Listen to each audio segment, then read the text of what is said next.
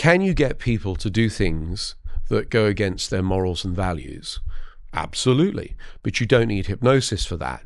How do you get you can trick, persuade, coerce, manipulate, brainwash people to to do all sorts of terrible things. We see it on the news all the time, to do acts of of atrocities. You don't need hypnosis for that. But generally speaking, when you hypnotize somebody, people won't do things that violate their morals and values.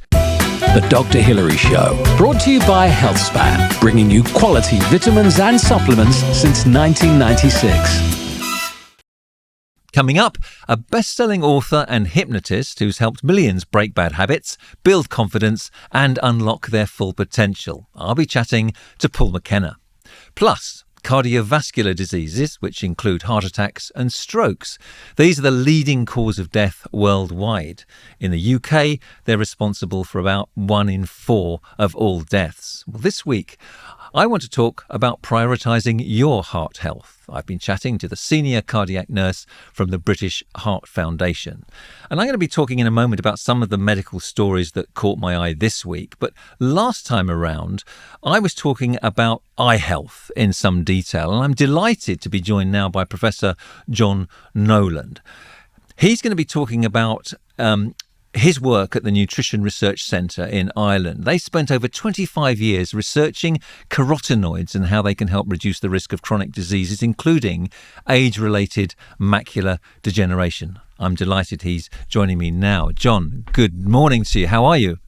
Wonderful, Hilary. Thank you for having me on your show and for having this conversation. It's a pleasure. We got lots of interest about eye health from the last podcast, and I was privileged enough to attend your lecture at the 100% Optical Conference over in central London recently.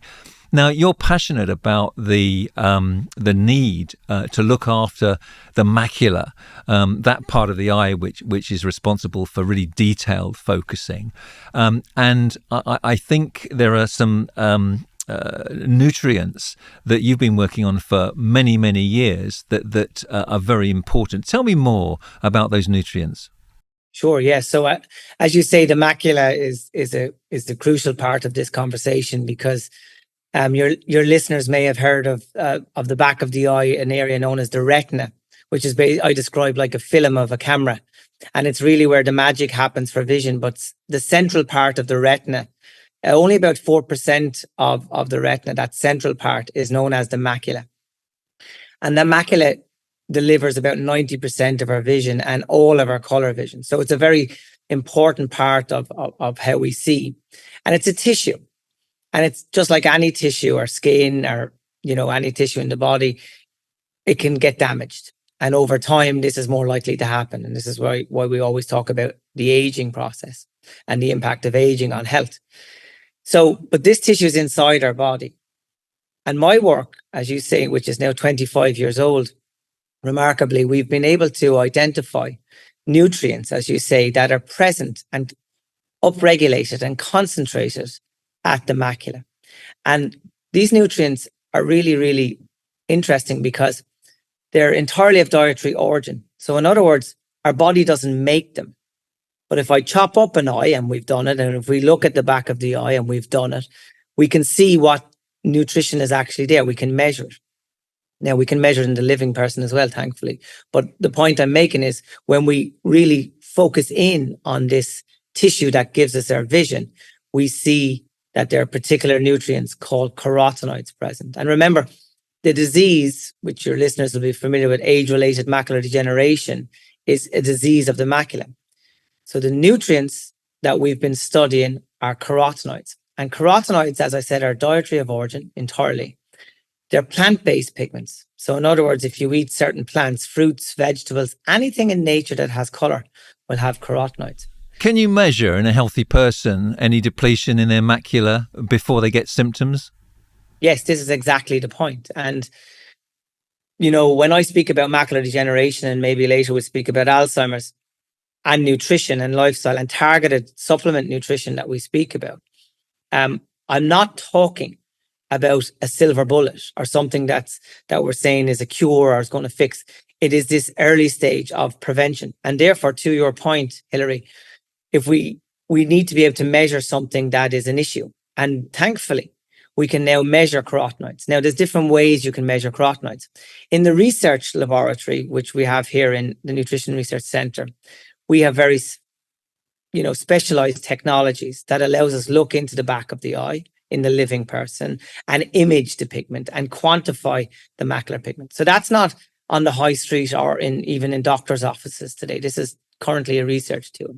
However, the very good news is that we can measure what I would call a surrogate of these protective pigments.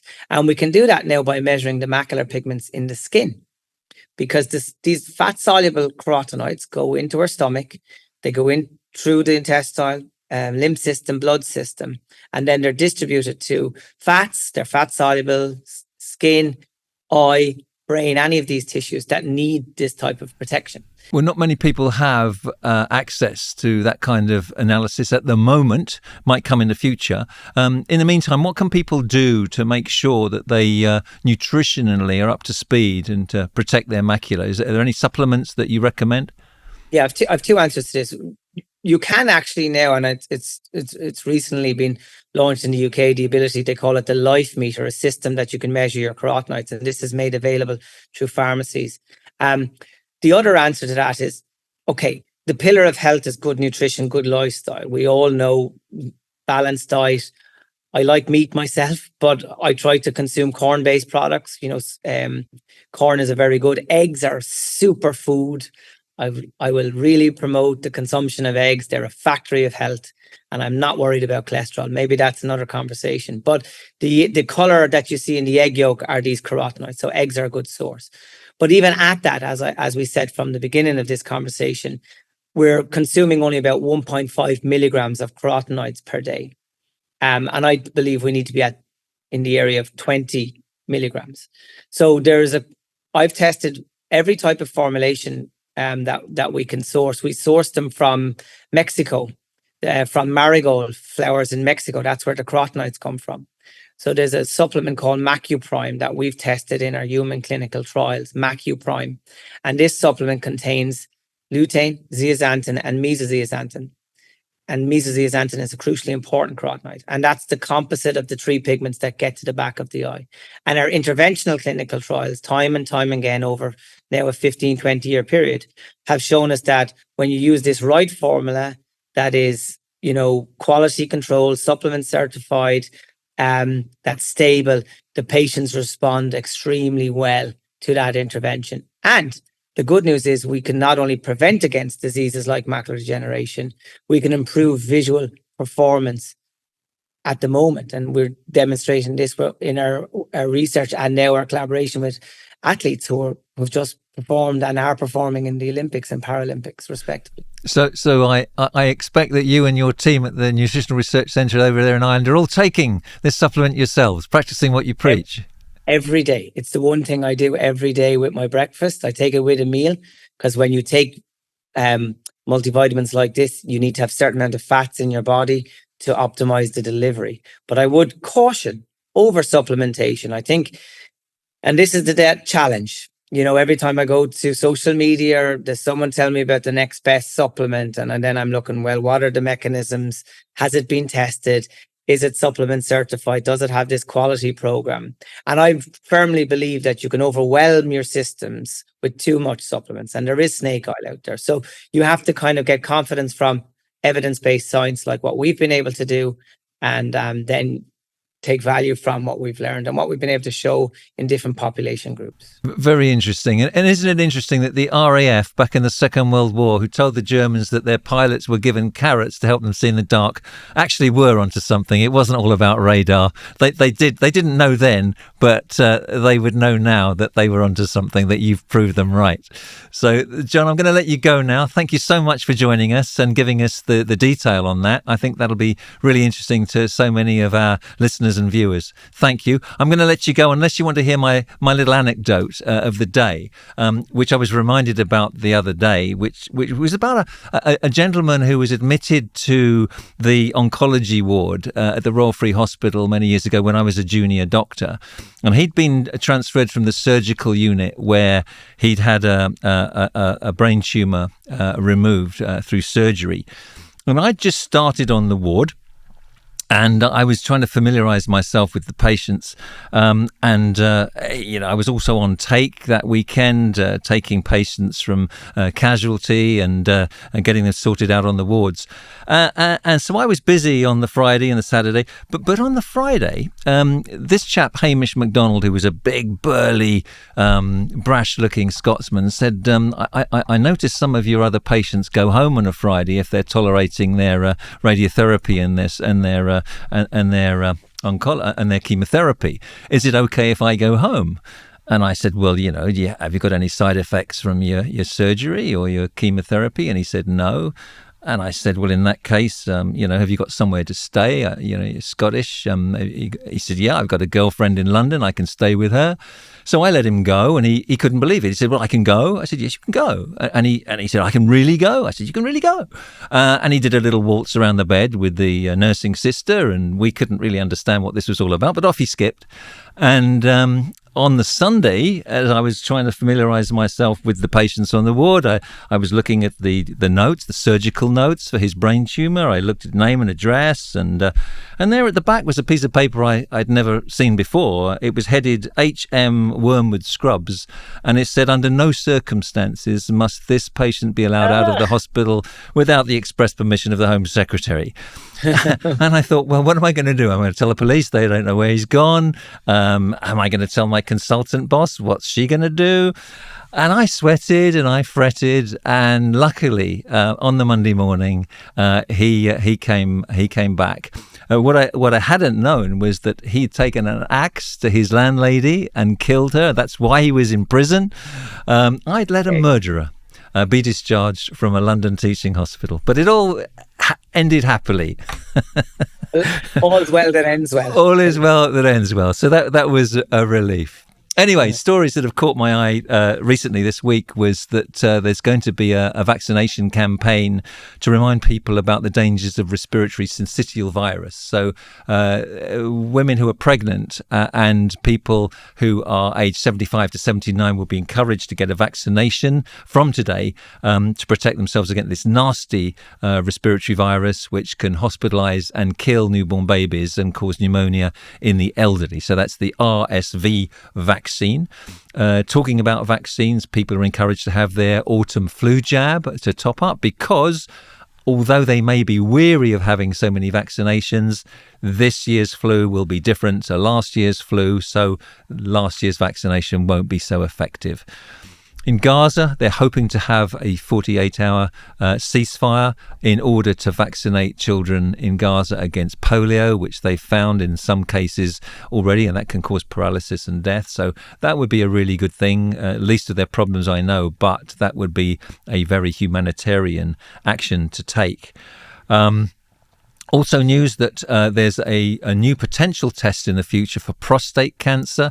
Remember that prostate cancer is one of the biggest killers of older men and responsible for 10% of all cancer deaths in men. And this test involves just a dried blood sample, and they look at the dried blood and they look for crystalline-like compounds where the proteins clog together in prostate cancer, and they reckon this is 90% accurate even before symptoms occur. So that's something to look forward to for the future. So that's a little roundup, and still to come. I worked with this rock star, and what he would do is he'd know he was traveling, and he'd start to say to himself, "This could be bad." So he's already generating anxiety. He imagines getting on the plane and the door closing, trunk. And he says to himself, "I can't get out." Like you want to at 35,000 feet. But anyway, he then imagines the plane taking off. This is all going on in his head before he's even got on the plane. And the cabin filling with smoke and people screaming, and the plane crashes, and his daughter going, "Where's Daddy? Where's Daddy?" Right? So if I had that horror movie playing in my head over and over again, I would generate fear. I'll be chatting to Paul McKenna, plus advice on how to keep your heart healthy from Julie Ward, Senior Cardiac Nurse at the British Heart Foundation. The Dr. Hilary Show, brought to you by HealthSpan, bringing you quality vitamins and supplements since 1996. Hello, I'm David Prever, another one of the producers here on the Dr. Hilary Show. Look, we talk a lot about supplements on this show, but with so many suppliers around, it's important to have one that you know and that you can trust. And HealthSpan have been making vitamins and supplements since 1996 with formulations created by their own experts, and they're committed to sustainably sourcing ingredients. So if you go to healthspan.co.uk, you'll see their range of over 300 vitamins, minerals, skin and pet products. This includes plant sterols with artichoke, which has been shown to lower cholesterol with a complementary effect. And right now, use the code SHOW at checkout at healthspan.co.uk. You'll get 25% off your first order. So once again, that's the code SHOW, healthspan.co.uk. The Dr. Hilary Show, brought to you by HealthSpan, bringing you quality vitamins and supplements since 1996. How much do you know about the symptoms of cardiovascular disease? Heart attacks and strokes are the leading causes of death worldwide, and they often strike without warning. Knowing the warning signs and what to do could literally save your life or keep someone else alive. Julie Ward, Senior Cardiac Nurse at the British Heart Foundation, joined me earlier in the studio, and I asked her about the statistics relating to cardiovascular disease. 1 in 4 people in the UK will die of a cardiovascular disease. And when we say cardiovascular, that means any conditions that are related to the heart or the circulatory system, so your veins and your arteries that run throughout your whole body. So 1 in 4 people in the UK will die of a cardiovascular condition. And I presume that many of these conditions are preventable.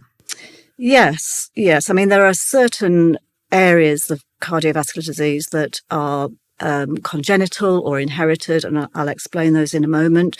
But most of the cardiovascular disease is preventable, especially when it comes to coronary heart disease, because that's the biggest heart disease that's the most heart disease in the UK.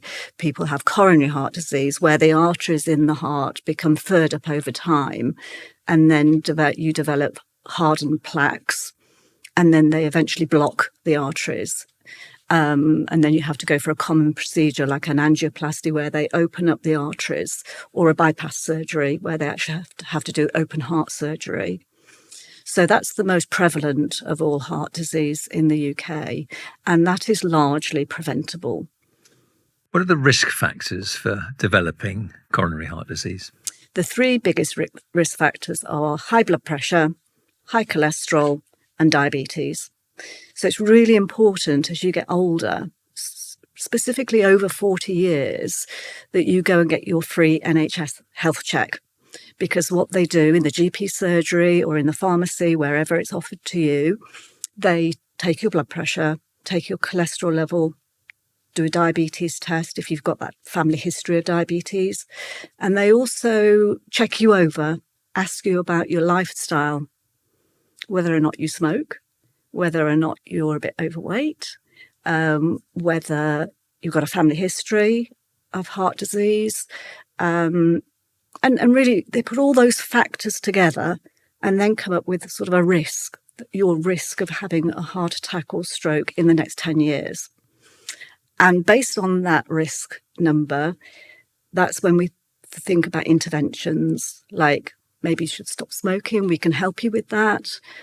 You've got high cholesterol. Maybe think about a statin or a change in lifestyle, getting more exercise, changing your diet.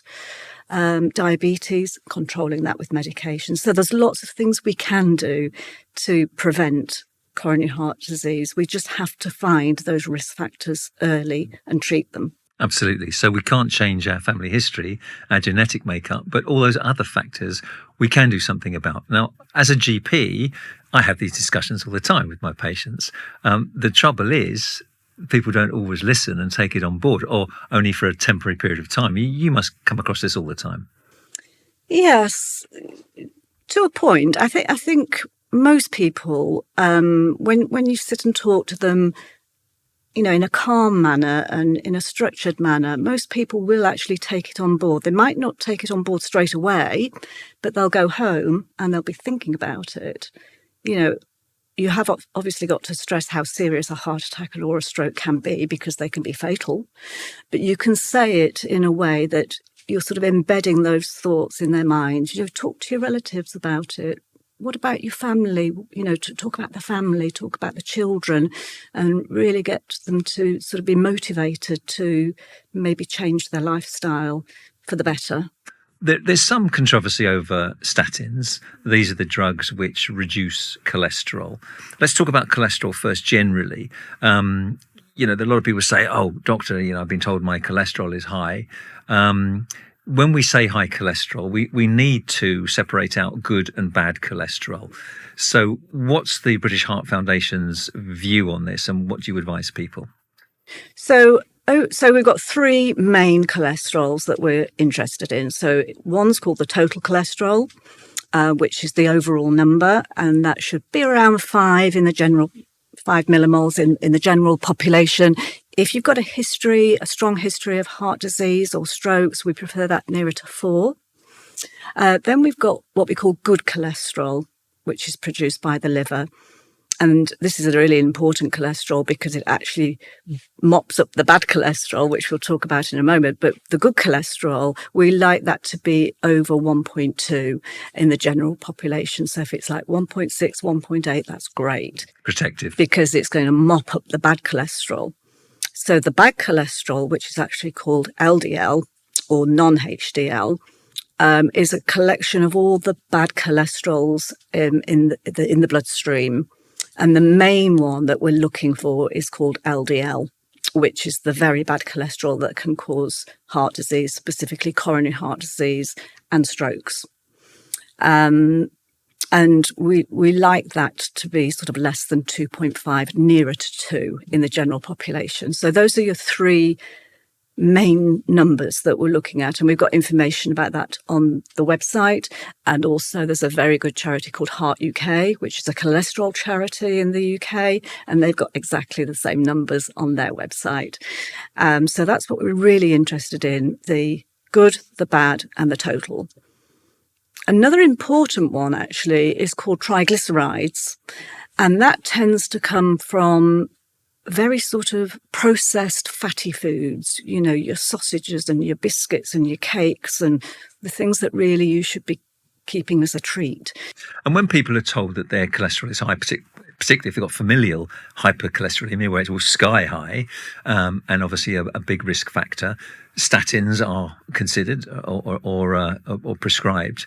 But statins can have side effects. And there's a controversy, as you know, about whether people who are borderline should be started on a statin or not. They can cause memory issues, they can cause muscle cramps, and some cardiologists say you have to treat 100 people to save 2.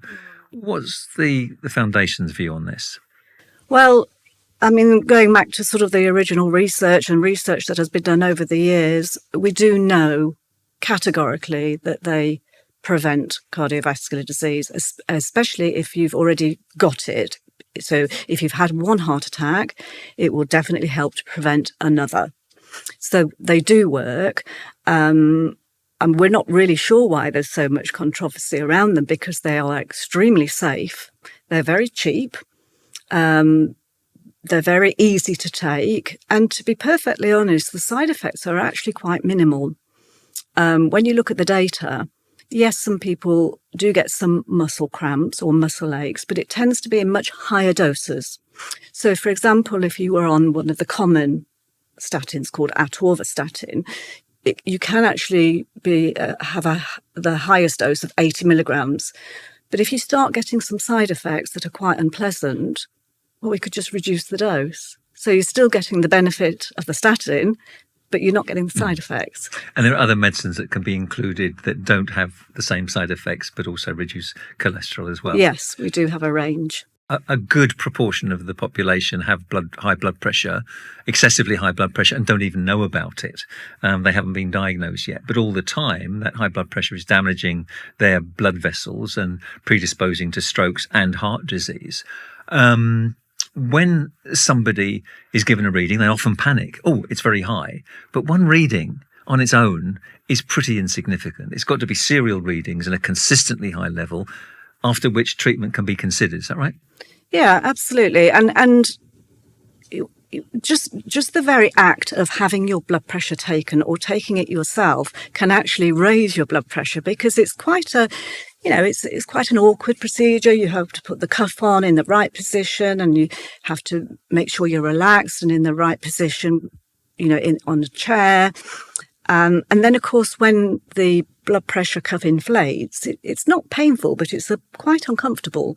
So that automatically sends your blood pressure up. Yes. So the best thing to do is to take it once, if you're taking it at home, or if you're in the GP surgery, take it once, have a few minutes rest, relax, take it again. And sometimes we even take a third reading, and then we always go on the last reading, because you can almost guarantee by then it's the correct reading, because you're more relaxed and you're used to having the actual procedure done.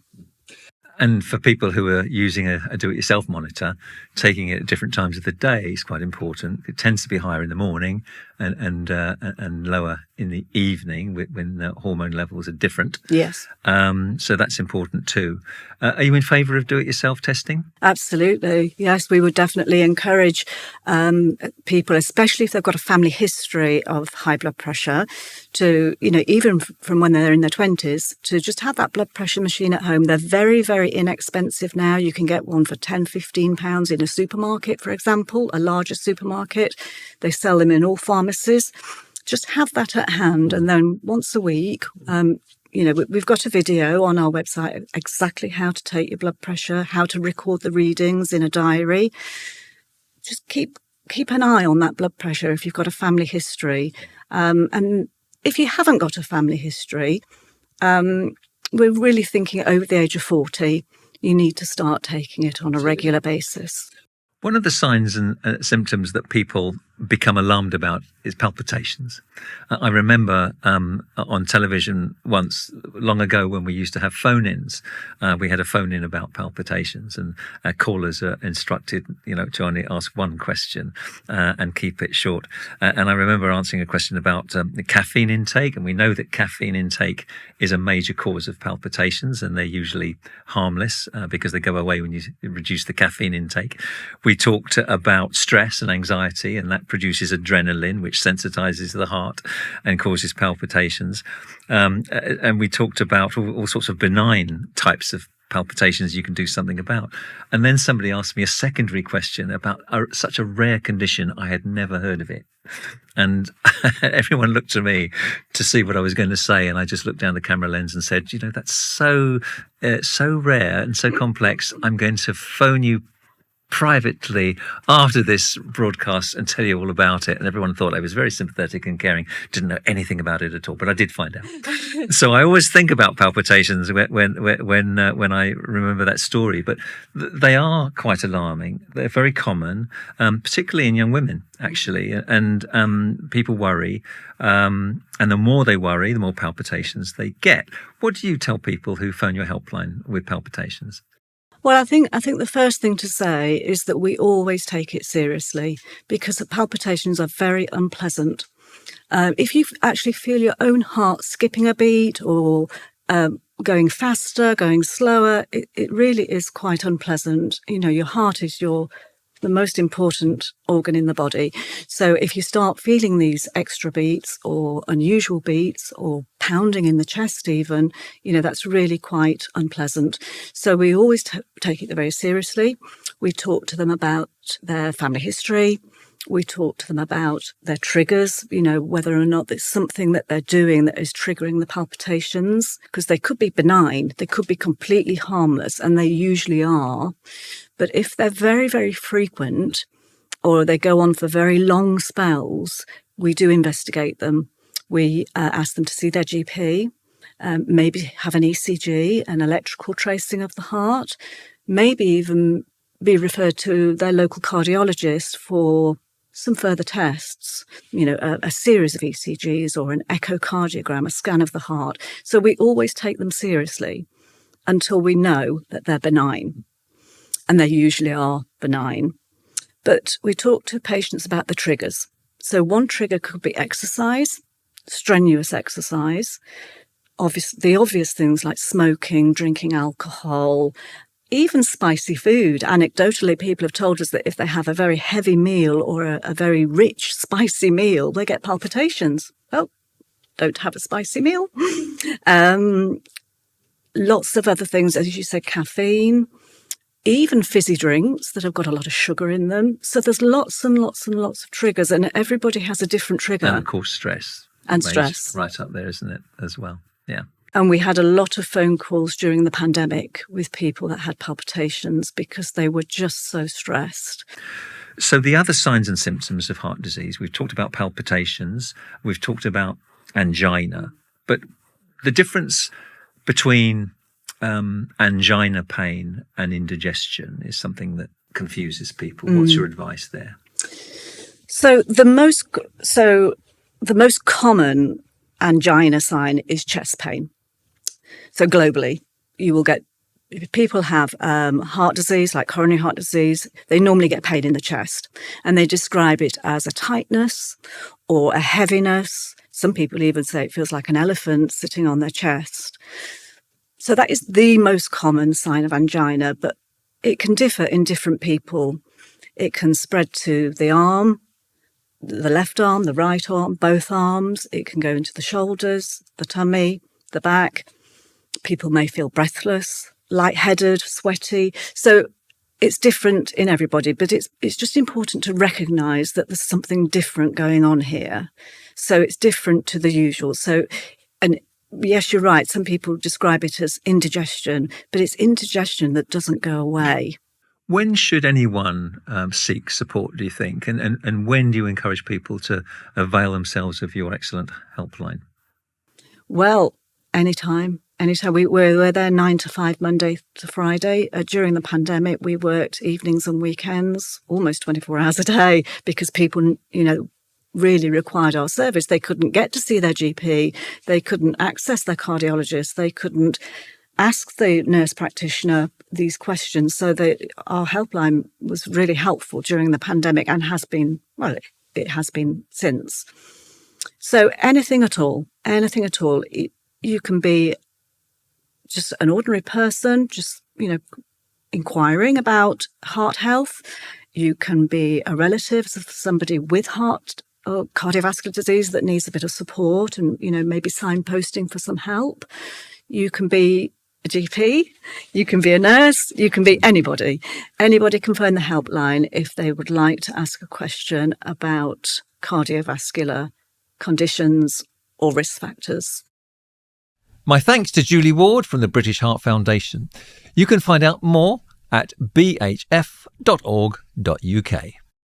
Emma here, producer of the Dr. Hilary Show. Now, Hilary, I've got another question. We've talked about eyes before, but how important is eye health and what should we be doing to look after them?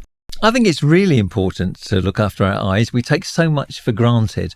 And I think it's all about making sure that we give ourselves a chance. So adequate hydration of the eyes to protect the tear film, a decent diet giving you all the right things, making sure we don't have too much screen time.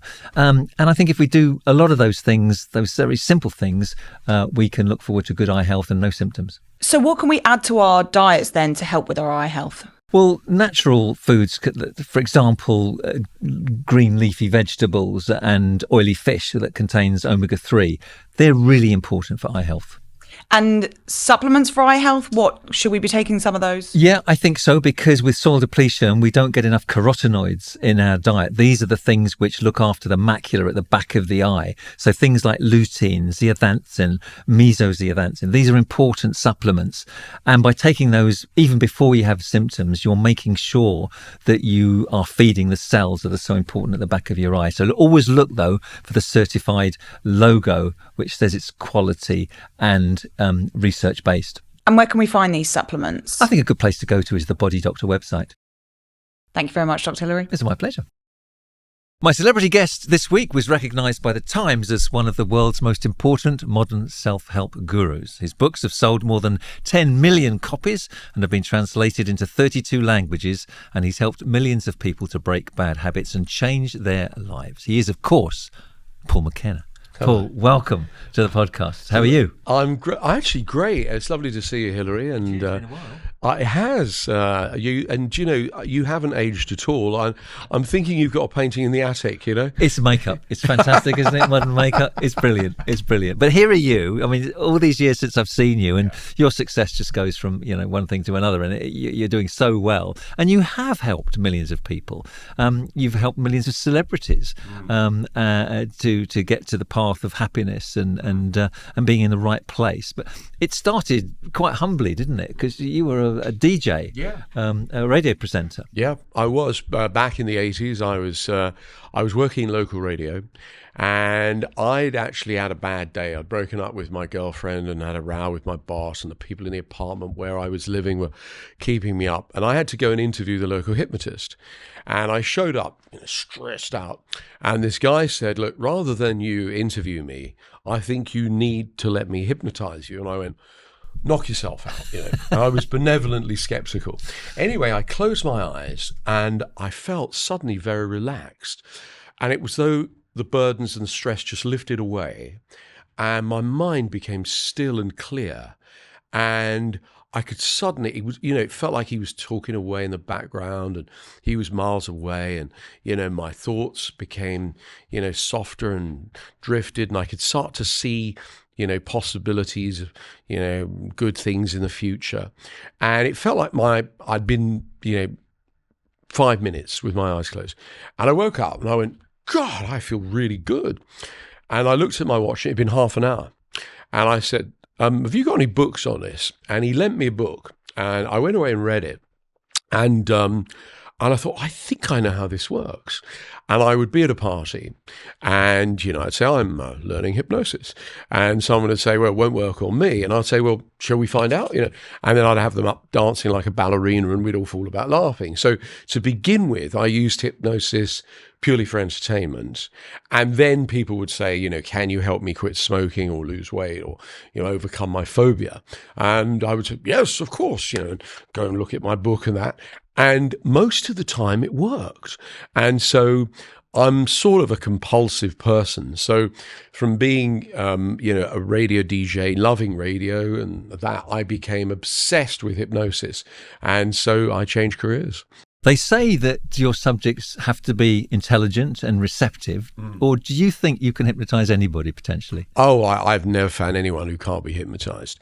I've found people who can't be cured, and it's a different thing, or successfully treated. But see, hypnosis is a natural phenomenon. I believe there's basically, when people say what is hypnosis, there's three schools of thought. One is it's a special state.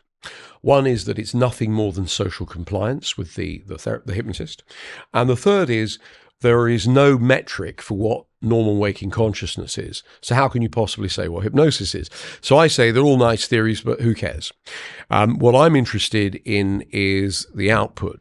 And generally, hypnosis is, and I'm about to use a scientific description, the loss of the multiplicity of the foci of attention. So right now, I'm thinking about lots of things.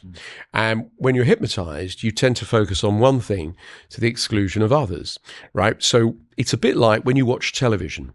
You forget about the room, the carpet, the curtains, and you suspend disbelief. And if something exciting happens on the screen, you get excited. Something romantic happens, you feel romantic. So hypnosis, in a sense, is a lot like that. It's like concentration, and the hypnotist takes you on a journey and generally gets you to imagine a better, richer life, but also can communicate with your unconscious mind. And so the conscious mind is the mind we actively think with, the one that we chatter away to ourselves with all day long. The unconscious mind is the larger mind. It regulates our breathing, our blood supply. Also, as I'm thinking about the sentence I'm going to say to you, it's organizing the syntax. About half what we do each day is a habit, so we don't think shall I tie my shoelaces today, or we just do it, yeah? And so the unconscious is running those habits as well. And some habits are functional, like, knowing how to shake hands or open a door, and some are dysfunctional, like smoking or overeating, etc. Yeah. I've always thought of it not so much as a trance. The popular idea is you're in a trance, but actually you're right, you're in a heightened state of awareness with the hypnotist, aren't you? Yes, Focus that's right. just on them. Yeah. And that enables them to either make you think about what you need to do, but certainly you can give them ideas as to how to improve the situation they're in. Yeah, absolutely. So what you do, for example, say someone's frightened of public speaking, that's the largest phobia now in the world, is you get them to think about how comfortable and confident they feel talking to a friend or friends where they're not worried about being judged. And you generate that state of being. And then you transfer it into speaking to a group of strangers or in a big auditorium. So basically, you're using the power of the imagination to create, better, richer, and more wonderful experiences for people. Yeah. Now, I think it's in the public domain that you treated Rob Brydon for fear of flying. Yes. That's a popular phobia. Yeah. And stops people from enjoying a holiday abroad. Yeah. So where would you start with somebody who had fear of flying if you were seeing them individually, and how many sessions would you need on average to get them over it? Well, most phobias now are cured in about 60 minutes. And the thing is that a phobia is an irrational fear. And the reason the fear of flying is irrational is because, compared to most forms of travel, it's very safe. You're 44 times safer in a plane than in a car. Right now, as we speak, there are 500,000 people in the air, right?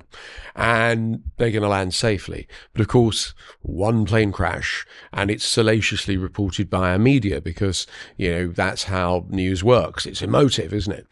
And the thing is that trying to convince somebody of the statistics rationally about a plane is pointless, right? What they've got is they've created an emotional attachment to flying. Now, the thing is, I'm a modern hypnotherapist. I'm interested in how, right? That's the difference between a modern therapist and an old-fashioned analyst, right? And so how do you upset yourself? Now, I'll give you an example, fear of flying. I work with this rock star, and what he would do is, he'd know he was traveling, and he'd start to say to himself, this could be bad. So he's already generating anxiety. He imagines getting on the plane and the door closing, trunk. And he says to himself, I can't get out. Like you want to at 35,000 feet. But anyway, he then imagines the plane taking off. This is all going on in his head before he's even got on the plane. And the cabin filling with smoke and people screaming, and the plane crashes, and his daughter going, where's daddy, right? So if I had that horror movie playing in my head over and over again, I would generate fear. And before I'd even got to the plane, I'd be terrified, right? You see, I have a different movie. When I think about flying, Hilary, I imagine getting on the plane, sitting back, relaxing, enjoying maybe a bite to eat, a glass of wine, watching a movie. I actually get quite a bit of work done on my computer. I think about where I'm going. There is never a plane crash movie in my mind. So basically, people with phobias and fears in relation to flying are creating them by creating horror movies in relation to flying, and they're playing them over and over again. So by the time they get to the plane, they're terrified. And there's a friend of mine who says disappointment requires adequate planning, right? And I think that's kind of the that's the way it works with the fear of flying. How far can you take hypnotism? I mean, we can treat phobias, we can treat addictions, we can treat all sorts of things, but there is a limit to how far. You mentioned before you can't cure everybody, but you can certainly make a huge difference, and it's pretty safe. I mean, compared to pharmaceutical medication and other therapies, there's a lot you can achieve. Well, yeah. I mean, the thing is, so we don't know what we can and can't do because people keep making breakthroughs. And the things that people go and see a hypnotherapist for are to quit smoking, lose weight, overcome phobias, anxiety, sleep better, those sorts of things. But at the sharp end, where I've been working for the last 10 years, we use it for helping people with PTSD, depression, suicidal thoughts, all these sorts of stuff, which are really heavy, after years of abuse and all sorts of really very dark things. But there's also a relatively new area of science called psychoneuroimmunology, where psychology and medicine meet. And we know that through visualization, we can increase immune system through certain kinds of visualization. And so what's possible, I don't know, because every now and again, I get somebody come to me who's been to see everyone else and they've been labeled incurable. And somehow I'm able to, sometimes it's straightforward, sometimes it takes me like session after session after session, but I'm a tenacious person and I get them either cured or what I would consider successfully treated. So they might not be 100%, but they're 80, 90% better. Okay. Can you measure a difference in the white cells, for example, lymphocytes in the blood, the immunotherapy part of it? Yeah, that's right. Yeah. Through absolutely, yeah. There are several famous studies where they're looking at the immunoglobulin levels, and also I'm trying to think now of the exact medical terminology. But yes, you can measure an actual biological change through visualization processes. I mean, one of the things I find extraordinary is the number of people who can't get pregnant for no biological reason, right? And through hypnotherapy, they can. And of the 10 people that I worked with years ago, 7 of them got pregnant, and was it 2 or 3 of them had twins? It was, and that was after IVF had failed. Absolutely. Wow. And so some people think it's to do with estrogen levels, and people when they're stressed, there's all these biological factors. What I found interesting was that when I just talked to these ladies, or couples actually, but the lady or the couple would say, we're worried about how we're going to support the baby. We're worried about will it cause tension and they had all these blocks in their subconscious. One lady, she told me that as a child, her mother had explained how the birth of her older brother, was really difficult and traumatic. And she took all this in, and it was in her subconscious. But what she didn't realize was she was saying, but it was still worth it. And so what I did was treated that like a phobia. And I just removed it, and bam, 2 weeks later, she's pregnant. Yeah, that makes absolute sense because, in my medical practice, yes, we see women who haven't been able to conceive with IVF and other therapies for many, many years.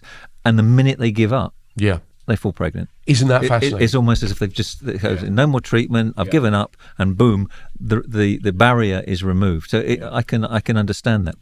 So you mentioned there a previous trauma that was holding somebody back. So you specialise to some extent in post-traumatic stress disorder, don't you? Tell me about that. So about 10 years ago, as well as hypnotherapy, I became interested in what are called psychosensory therapies. Now there's 4 main ones. There's one which involves tapping on various acupuncture points. So this is based on Eastern medicine, which is the flow of energy through in meridian points, right? And Chinese medicine, has been around for a couple thousand years, and acupuncture, the studies show that it works. So it makes sense to me that, and again, the studies into TFT, thought field therapy, which was created he was a beautiful man, a friend of mine called Roger Callahan. He was an old school psychologist, and he was fascinated by Eastern medicine, and he thought, think of the trauma and tap on these various points.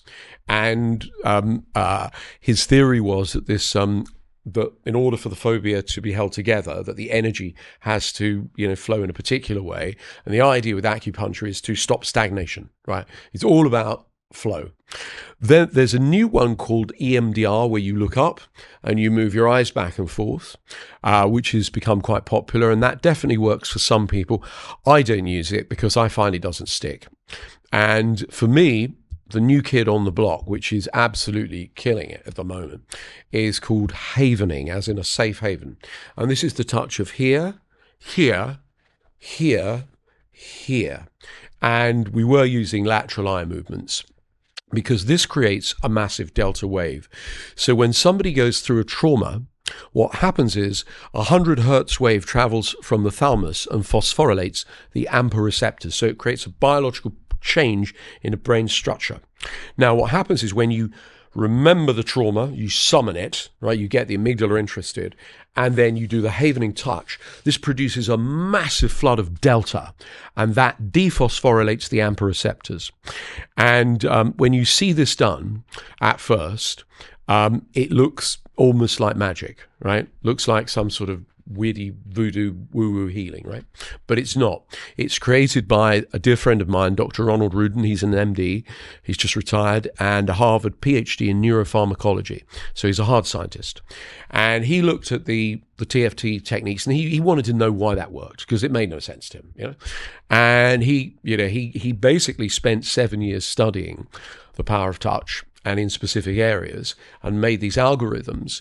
And about 10 years ago, I took part in a study at King's College with Professor Neil Greenberg. Originally, it was a classified military study. It's not. It's declassified now, where we worked with war veterans and rape victims and bereavement cases.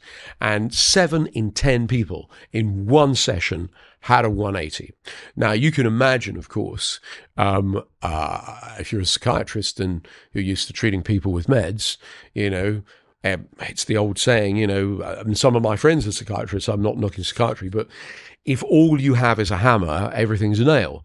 So they said, no, you can't. What this? What? They're better, So the skepticism at first was massive, but now there have been a number of studies and trials which show that havening and these other psychosensory therapies are going to be part of the future and are complementary to medicine and psychology and other things like hypnotherapy.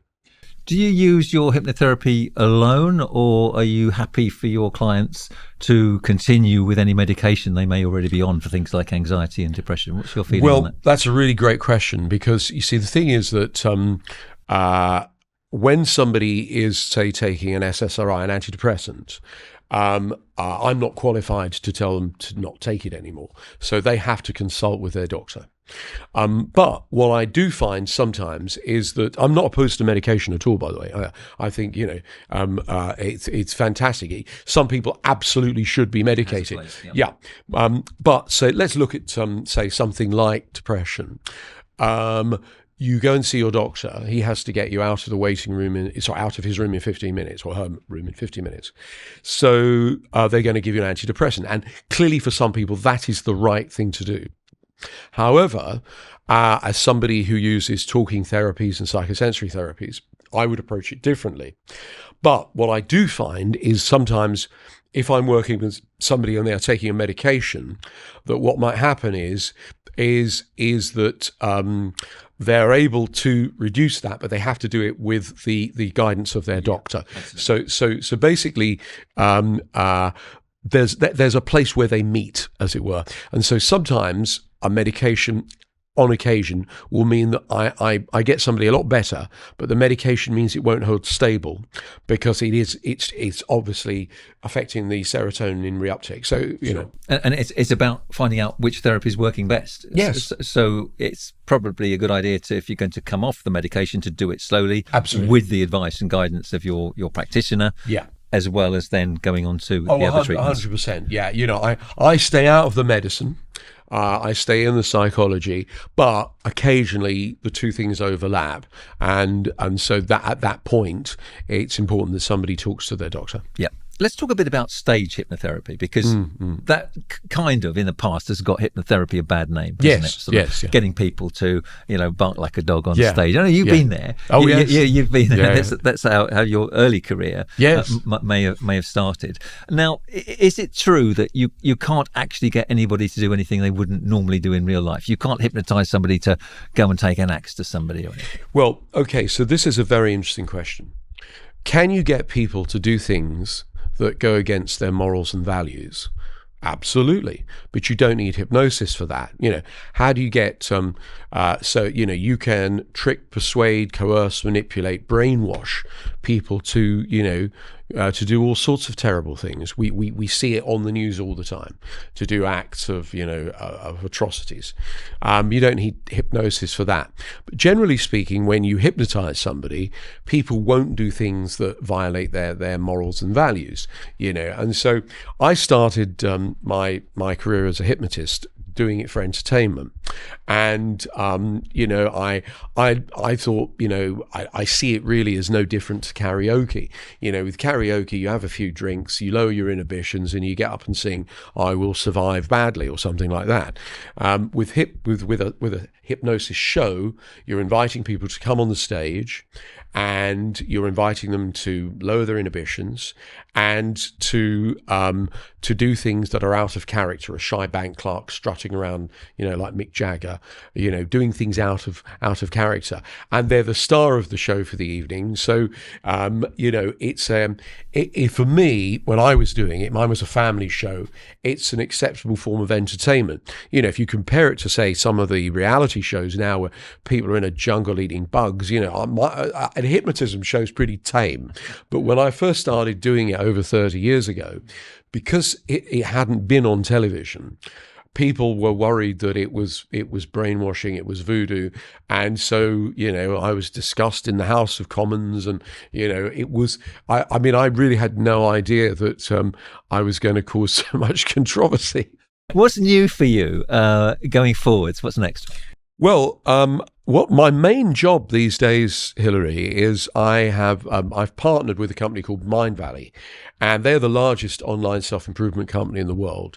And we decided we wanted to put together a hypnotherapy training, because I've been training hypnotherapists since the 80s, and I have to do it, all normally in a room. And so people have to travel, and they have the expense of accommodation, things like that.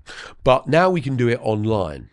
And so people can watch video, they do live training with me and practice in groups, and they can do it all over the world. So last year we trained 2,000 hypnotherapists. In my life, I think I've trained about 100,000.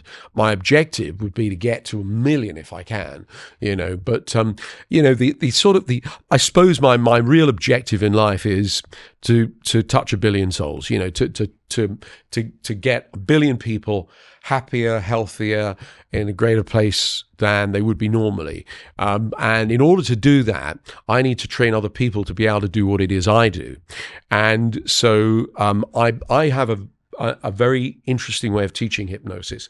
I use hypnosis to teach hypnosis.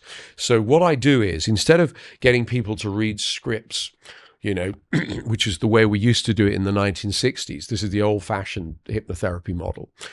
The problem with that is, if the person sitting opposite you doesn't match the script, it doesn't work, or doesn't work very well. So I teach people the elements of how it is I do what I do, the language patterns I use, the way when I look at somebody, I'm figuring out how it is they're upsetting themselves. What process are they going through? What movies are they making in their head? What suggestions are they giving themselves in their mind?